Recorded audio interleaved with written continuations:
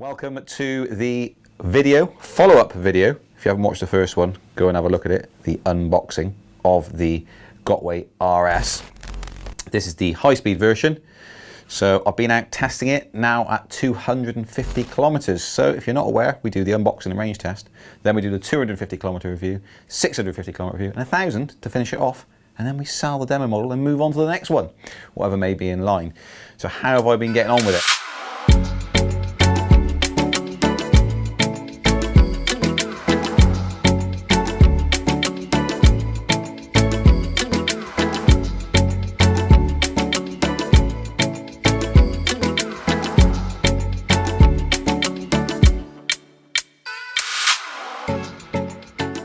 Obviously the first thing I did was I stuck these little side pads on that, as I said in the first video, really only go as far as to apply a bit more grip to the side when you're pushing forward or braking. They're not the softest, so it takes some conditioning. Unless you're coming off one of these wheels already, worth noting that. I've been riding the V11, the KSS 18, etc. So quite high up the leg models, and I lost the conditioning of something quite low down on my leg. And it also depends on your height. So if you're small, or if you're tall, or if you're medium, it's going to be somewhere different on your leg, isn't it? So some conditioning has taken place for me to actually get used to that. So once I did, that was fine, but week in, it was like, oh, ow, this is painful. But I'm kind of used to that by now. So if it's your first time getting one, and it's the first wheel you've ever owned, you might be thinking, this is really painful, what can I do? Don't worry about it too much, you will get over that. Trust me. So the footplates, we're heading into a bit of a more rainy environment now. Summer has gone, sadly. Footplates have held up nicely. They're nice and big, so they are slightly bigger than the other M Supers prior to this one. Only marginally, a little bit bigger. They've held up fine. No slippage in the wet or the mud. No problems there. A lot of you guys now are putting your cheap pads on the side. We do them, Super Boost pads, speedyfeet.co.uk. Go and check them out. You can stick those on the side instead of these if you wanted to. And what that does is it brings it out further. Your leg slots down. You've got something to lean against and lean back on when you're accelerating or braking. We obviously keep these wheels as standard when we're testing them. So I put the pressure up to the maximum allowed to get the maximum amount of mileage out, etc. And that's been coping on-road and off-road fine. It's a tyre we're all used to by now, so it grips really, really well in the mud, and it's not noisy on the road either, and it corners fine. So one thing to mention is the foot plates are lower.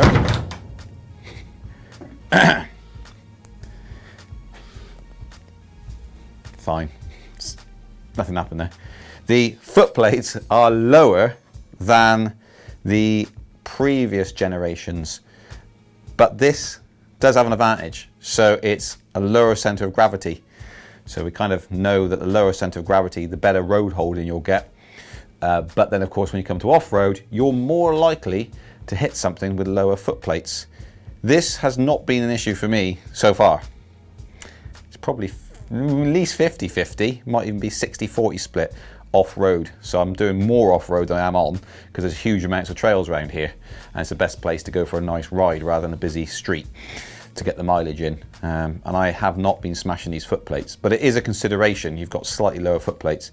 Everyone tends to look at that and go, oh my goodness, low foot plates is terrible, this is the end of the world, but it really isn't. It just sounds like it's a negative. On the road, definitely, it is handled really, really nicely and sweeping corners. Now, there are a set of people out there that will go flat out, slam the brakes on and turn at the same time, and then they'll get it to scrape. I've seen those stories on loads of different models prior to this one. And not just GotWay, it's like more or less any brand you pick at some point have created a wheel which you can get to dip the footplate into the ground, it would appear. Haven't come across that myself in the same way as with the Sherman. The veteran Sherman didn't have it either, despite doing sort of 1,500 kilometers on it so far. I've not had that issue at all, and the footplates remained really, really tidy. And I filmed that to kind of prove that. It's the same here. These aren't scraped up in the same way, so there's nothing indicating that's an issue. Hasn't been for me with mixed riding. Just a little bit over 250 kilometers at this point in time. So, but all those things, and of course they've increased the footplate size, so that actually increases the possibility of them scraping. So you've kind of got the swings and roundabouts things. You want nice big footplates for better control, less foot ache and things like that, or with the increased risk of them rubbing, or do you want to have smaller ones, less chance of it rubbing, and having bad foot ache? So you kind of got to choose between those, and this seems to work quite well, to be fair. So nothing scraping the ground. Is it possible to do that? I would imagine so. I'd imagine you could brake hard enough and turn hard enough, one of the two or both, and get it to scrape.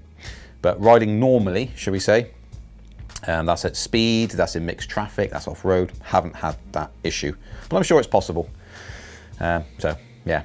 Front lights, beautiful at night. That dual light is pretty awesome, really. Not so keen on the fact that when you turn them on, when you go to turn them off again, it cycles through this and you have to keep going through to get them back to the one I want, which is the white at the front. But moving on to that, this new lighting arrangement is so nice. Such a smooth, cloudy finish to the light. It's lovely. It looks really nice at night time. Yeah, it really does. I don't go for the rainbow effect, but I go for the white lights at the front, like almost like a day running light. It just looks so nice rather than individual LEDs. It just finishes it off. It's a nice little touch. Makes it look a bit premium when it's the white finish. But whatever floats your boat on that front. But that works well, so very often when it's dusky, I have those on white and don't have these on. These are very bright. And again, we get that whole tension between having these on and blinding people when they're coming the other way. So I choose to run that as long as possible on the white, which I never used to consider with the old models, the MSX and the M Super Pros. It's just, I just didn't used to concern about it, just turn them off. With these, I have them on as a day running light, essentially, for safety. And the rear brake lights, incredibly bright, which is really, really good. So you've got the red that comes on down the sides and the back red as well. So that sums it up quite nicely in terms of lighting.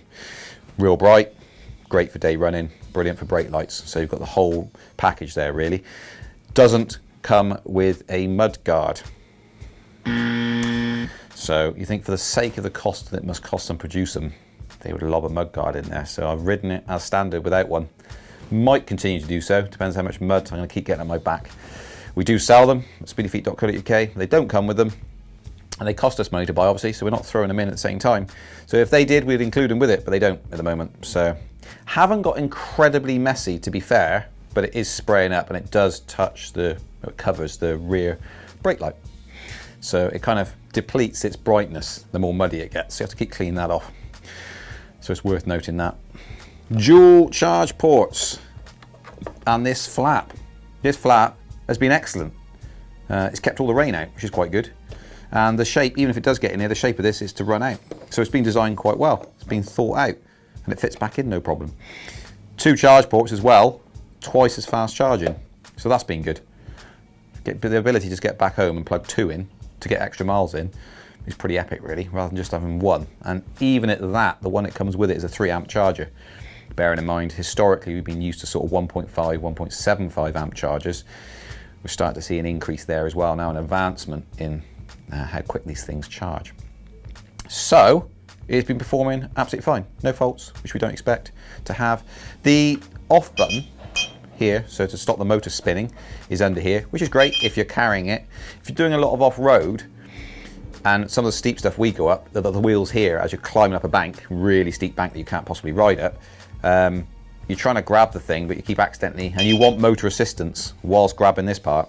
It's a little bit annoying, but it's kind of is the most sensible place to have it rather than on the side. So it's good having it there, but if you're doing a lot of off-road and you're pushing it up the hill, you can find you accidentally press it and the thing just stops stabilising. But that's pretty extreme. That's hardly a design flaw. It's just worth keeping that in mind. When it was on the side here, or it didn't even have one, you could never accidentally engage it. So you grab this and meterly hold onto it and push it up a bank or down without it cutting off the motor. Probably taken it outside of where it's designed to be used, to be fair. So not crashed it, obviously. Try not to crash these things to keep them in pristine condition. But it feels incredibly solidly built, and that small mass in that area holds together quite nicely right between where your calves are and your feet, so it plants really nicely on the road because of its weight. So they couldn't really get much more packed in this small, even though it's still quite big, small package. They got big battery size, 100 volt of power, good real high speed, good braking, good acceleration, and no issues with the brand new hollow motor. So that's been running fine.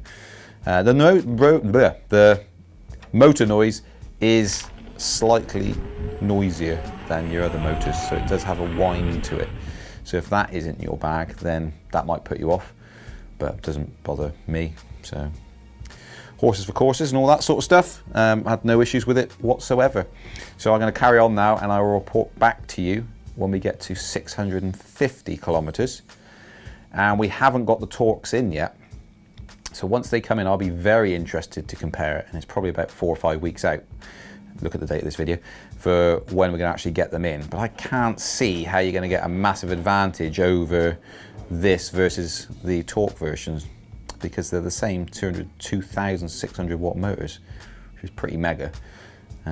This seems to do everything that you'd want it to do. So yeah, keep that in mind. And I'll report back at 650 kilometers.